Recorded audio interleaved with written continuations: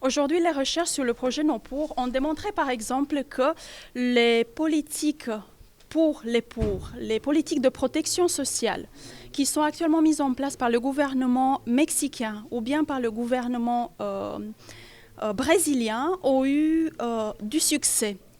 Actuellement, au Sénégal, par exemple, nous, on pense que le gouvernement sénégalais pourrait prendre exemple du Brésil et du Chili, donc des pays d'Amérique latine, aussi de Mexique, pour mettre en place des politiques pour aider les pauvres. Un autre résultat, c'est un résultat qui donne, on va dire, une voix aux pauvres, donne le pouvoir aux pauvres. Par exemple, au Ghana, une de nos recherches a montré à quel point les politiques sont corrompus et que les gens ne sont pas informés de leurs droits pour participer au vote, ce qui est un droit et aussi un devoir du citoyen. Le projet NOPUR, plus qu'autre chose, il a contribué à rendre conscients les gens pauvres des droits qu'ils ont. Parce que dans la plupart des pays, les pauvres ne savent même pas qu'ils ont certains droits.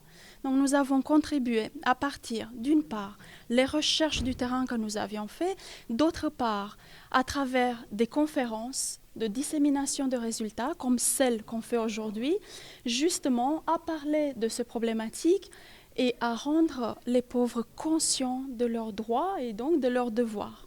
Un autre objectif est celui de former les jeunes chercheurs de master qui étudient en master ou bien en thèse. Ce sont dans la plupart des cas des jeunes économistes. Quand on parle des formations, il y a plus d'une trentaine de formations qui ont été données dans le cadre du projet NOPUR à travers les 4 continents. Ces formations sont directement données par les chercheurs de NOPUR seniors, donc ceux qui ont une expérience, qui sont une partie d'entre eux, par exemple aujourd'hui, même à la retraite. Et donc, on essaie de transmettre le savoir et le savoir-faire, renforcement des capacités à la jeune génération afin que la jeune génération puisse être bien équipés pour répondre aux défis mondiaux actuels, et donc notamment la pauvreté. Le projet a permis de réaliser 10 projets de recherche qui vont bientôt être publiés et 10 chercheurs au moins ont été impliqués dans le projet. Également, le volet renforcement de capacité des jeunes est un volet très important et le CRES a pu accueillir des jeunes chercheurs qui ont fait leur thèse dans le cadre de ce projet, donc sur les axes thématiques sur lesquels nous avons travaillé. Nous avons aussi encadré d'autres jeunes chercheurs qui sont dans d'autres institutions. Donc vous voyez toute l'importance en termes de production scientifique et de renforcement de capacité des jeunes. Nous avons un axe de recherche sur les dynamiques de pauvreté qui a cherché à comprendre quels sont, d'abord au niveau global dans le monde, quels sont les facteurs qui favorisent les entrées et les sorties dans la pauvreté. Ça, c'est un papier de recherche. Un autre qui a travaillé spécifiquement sur le Sénégal. Et en gros, ce qu'ils ont retenu et que trouvé comme évidence à partir de leur recherche est qu'il y a des facteurs structurels comme l'éducation, la formation, mais également qui favorisent la pauvreté chronique si les personnes ne sont pas bien éduquées, si le capital humain n'est pas très développé, cela favorise par exemple la pauvreté chronique. Par contre, il y a des pauvretés transitoires liées à des chocs pluviométriques ou d'autres types de facteurs. Mais également, dans le cadre du projet, nous avons fait d'autres recherches qui sont dans les problématiques actuelles en Afrique et au Sénégal, comme l'analyse de l'impact des accords de partenariat économique sur les économies de la sous-région. Et en substance, on s'est intéressé à cette thématique très tôt déjà au cours des discussions entre l'Union européenne et l'Afrique de l'Ouest. Et en ce moment, les accords n'étaient pas encore signés.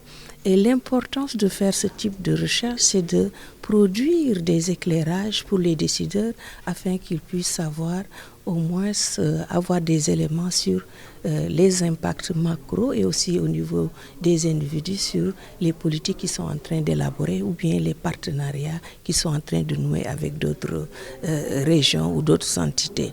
Et globalement, ce que nous avons trouvé est que certes, ils ont signé les accords de partenariat, mais vu les conditions dans lesquelles ces accords sont signés, les différences entre les deux entités, la faiblesse des politiques internes, aussi la faible diversité des exportations des économies de l'Afrique de l'Ouest, y compris aussi bien d'autres contraintes au niveau local, et ces accords vont produire des effets négatifs en termes de croissance, de perte de recettes fiscales, également d'augmentation de la pauvreté, particulièrement dans les dernières années de la libéralisation. Par contre, s'il y a des programmes d'accompagnement de ces économies, ces effets négatifs peuvent être transformés en opportunités de développement. Et dans le cadre de notre recherche, nous avons simulé les effets potentiels d'un programme très important qui est en cours actuellement au niveau de la CEDEAO, qui consiste à développer les infrastructures de transport et d'énergie au niveau de la sous-région à partir de ressources internes. Et ce que nous avons trouvé est assez intéressant, c'est-à-dire s'il y a la mise en place de ce projet, puisque transport et énergie sont les deux goulots d'étranglement des économies africaines, les accords de partenariat, particulièrement la libéralisation des échanges entre l'Union européenne et l'Afrique de l'Ouest, va créer de la croissance et une réduction de la pauvreté.